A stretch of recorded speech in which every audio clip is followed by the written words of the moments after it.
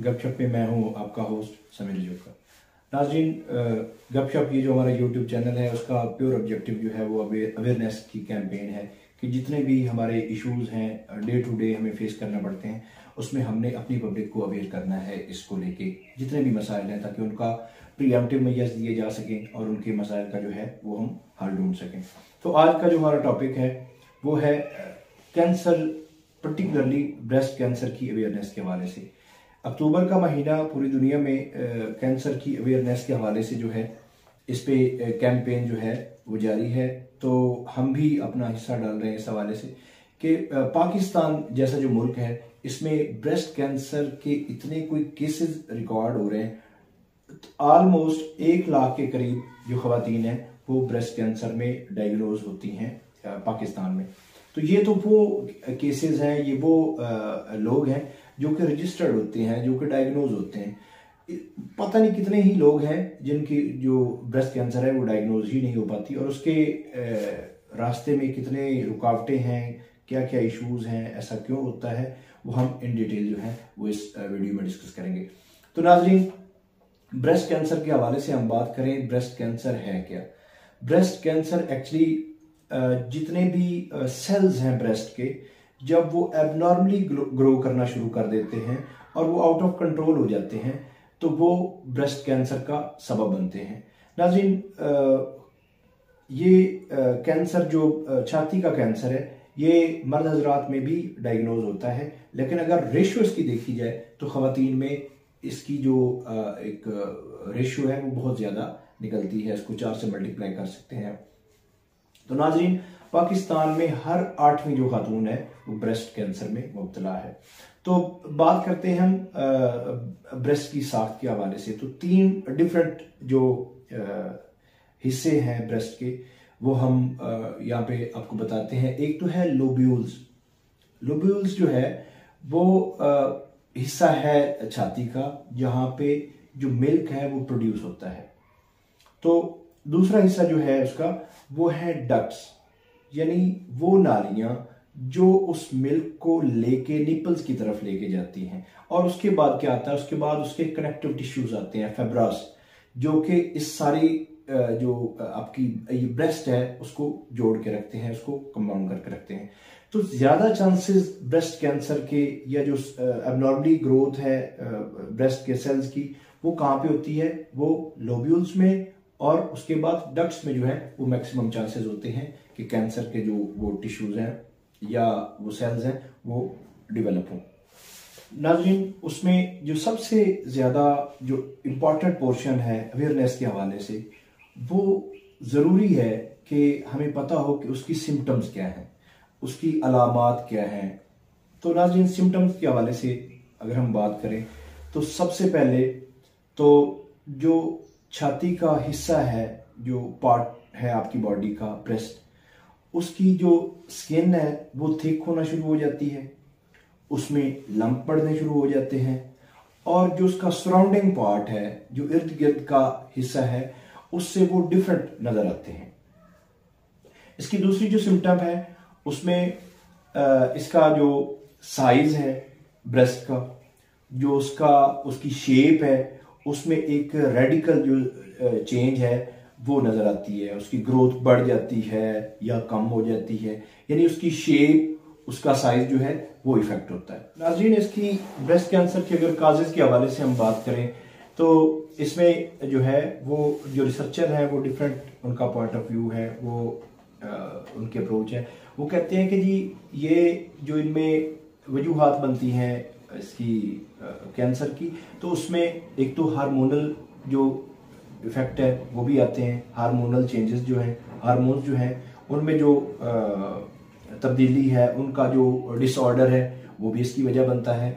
उसके अलावा इन्वायरमेंटल जो तब्दीलियां हैं वो भी उस पर असरअंदाज होती हैं। तो उसके अलावा उसमें न्यू जो इन्वर्टेड जो निपल्स हैं वो बनने शुरू हो जाते हैं। उसके अलावा जो छाती यानी ब्रेस्ट है उसकी जो शेप है, उसका जो साइज है वो तब्दील होने के साथ साथ उसके ऊपर जो है वो स्केलिंग सी, क्रस्टिंग सी, पीलिंग सी, यानी उसमें ना ऐसा लगता है कि बॉडी का जो ये हिस्सा है ये छीला गया है, जिस तरह के ऑरेंज की जो स्किन नहीं होती, उस तरह की जो स्किन है, एक माल्टे की स्किन की तरह वो छिली हुई सी स्किन जो है वो नजर आती है। तो ये नाज़रीन 4-5 जो मैंने सिम्टम्स या अलामात बताई है, तो ये इसकी सिम्टम्स हैं।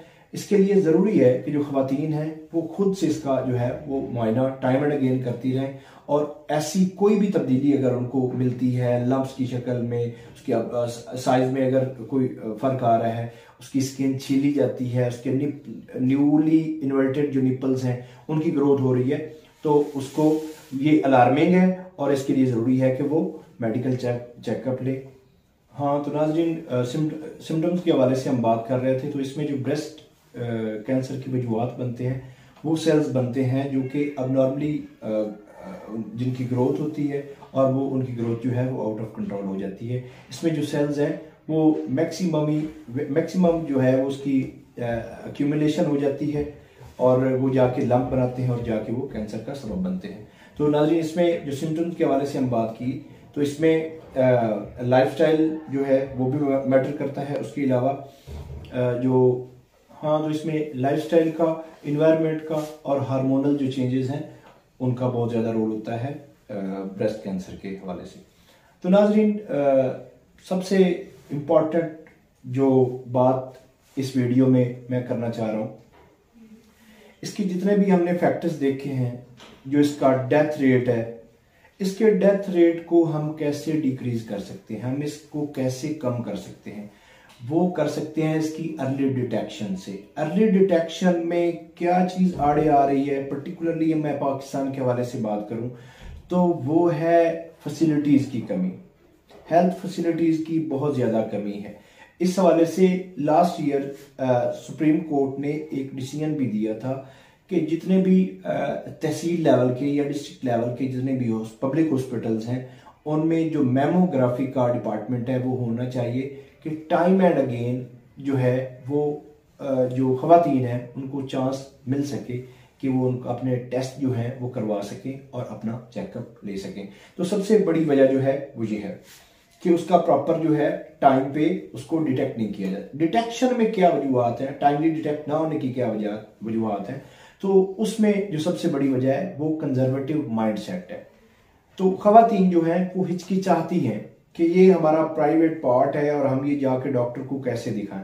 सबसे जो बड़ी हर्डल है वो ये है। तो इसको कैसे कर्टेल किया जा सकता है, इसको कैसे कम किया जा सकता है, इसका सब्स्टिट्यूट क्या है? इसका सब्स्टिट्यूट ये है कि ये सिम्टम्स जो हैं, जो अभी हमने अपनी वीडियो में बताई हैं, इन सिम्टम्स में से अगर कोई भी खातून अपने में पाती है कि मेरी जो ब्रेस्ट है उसमें ये चीज़ें जो है वो मुझे लम्प्स में, या मेरी वो स्किन जो है वो हो रही है उस तरह की, या उसमें छीले आ रहे हैं या ये चीज़ें, तो उसको अलार्मिंग होना चाहिए और जाके उसको लाजमी तौर पे जो है वो डॉक्टर से चेकअप लेना चाहिए।